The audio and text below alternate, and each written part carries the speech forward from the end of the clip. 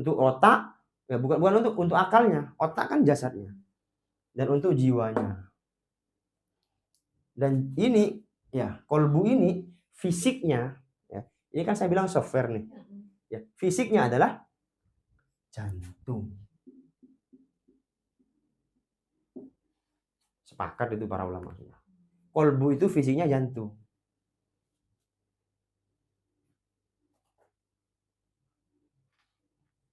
Kolbu itu dari bahasa Arab kan ya. Itu artinya berasal dari kata koluba kalau nggak salah itu.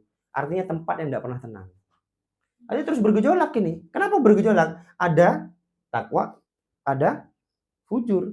Ada takwa, ada fujur. Fujur ini bahasa lainnya adalah nafsu.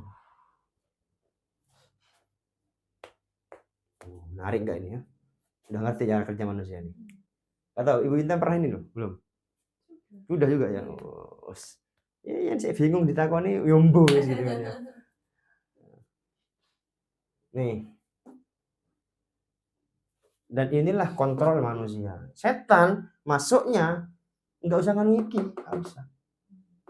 Nggak usah ngurusak lian-liane, rusak niki wis. Kontrolnya di sini. Tempat kendalinya itu di jiwa. Apa panggon nahkodane itu ya di jiwa. Akal itu sebagai remnya. Kalau remnya pakem kita bisa nahan ini. Dia bisa pakem kalau banyak ilmunya kan gitu. Yang ngerti halal haram ya kan. Maka dia punya rem pakem. Tapi kalau nggak pernah belajar, ya berarti remnya ya nggak pakem. Makanya orang yang bodoh itu mudah sekali untuk bermaksiat. Karena apa? Los. Posoan nggak poso. Itu nggak deh? Posoan nggak poso. Ya wes dia los. Ya nggak poso tenanan deh. Kenapa? Anu kerja Ustaz. Bodoh nggak itu? Hah? Bodoh. Bodoh itu. Wah kerja Ustaz. Nggak kerja ya apa Ustaz? Bodoh itu. Dia menuruti hawa nafsunya. Nurutin nafsunya, nurutin bisikan dari keburukannya. Diturutin, akalnya gak ono reme. Nggak pernah ke kajian, nggak pernah belajar terkait hukum puasa bagaimana. Nggak pernah belajar. Los nggak ini? Nggak ono reme kan? Ini memberi perintah langsung ke jasad. Wis gak boso wis, lha apa boso. Sing penting aku gak berlaku apa? Sing penting aku gak maksiat nang wong. Ada nggak yang begitu? Enggak ngapain sholat Ustaz. Sing penting aku gak elek nang wong. Sing penting masuk itu kepada ilmu kejawen. Sing penting eling, nggak usah sholat, nggak usah syariat Ustaz. Itu level dasar. Aku makrifat nih. Sing penting api nang wong. Selesai. Sing penting eling. Udah masuk kepada ilmu makrifat. Dari mana itu? Rasulullah manusia yang paling mulia dan dijamin masuk surga. Itu sih ngelakoni syariat.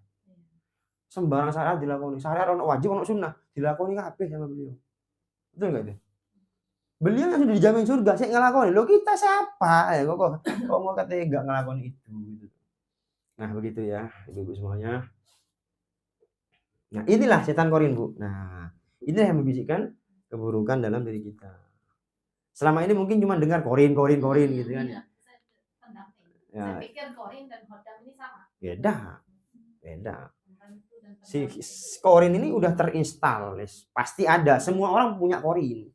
Saya, panjenengan itu punya korin. Termasuk Rasulullah punya korin, tapi diislamkan. Karena setan ini kan memberi makan bujuan. Punya Rasulullah diislamkan ini. Jadinya apa? Gak ono gini.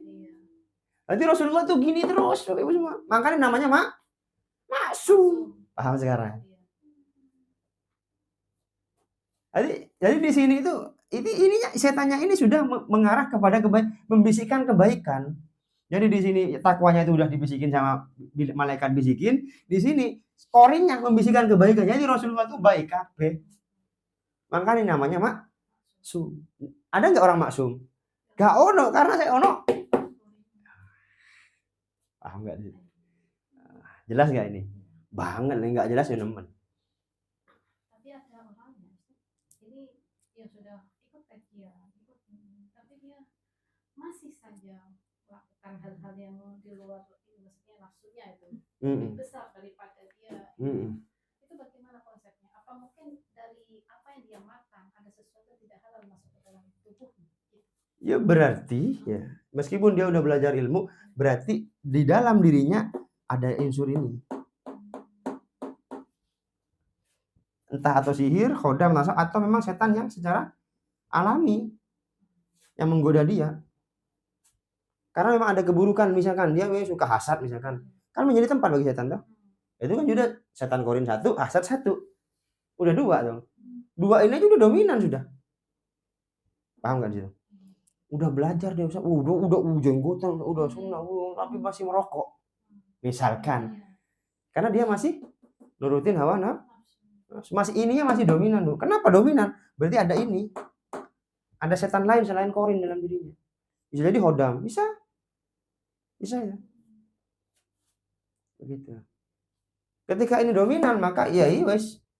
Ya ini remnya ada tapi nggak pakem sudah. Karena ini masih terlalu kuat dari sininya. Gitu.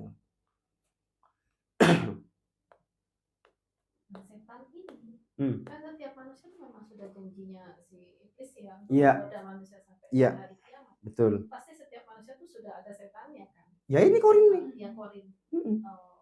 Korin.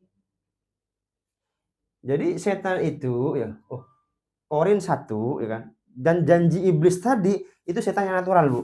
Nah, iya maksudnya saya setan natural ini loh. Mau iman nggak beriman pasti ada setan lagi.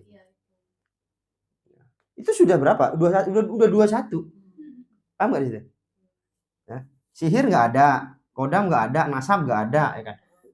Jiwa yang buruk nggak ada, ya kan? Terus habis itu ada yang natural ini aja 1, ya kan? Korin 1 berapa? 2. Ini udah 21. Kalau ini nggak punya rem, jebol terus kalah terus kita ya.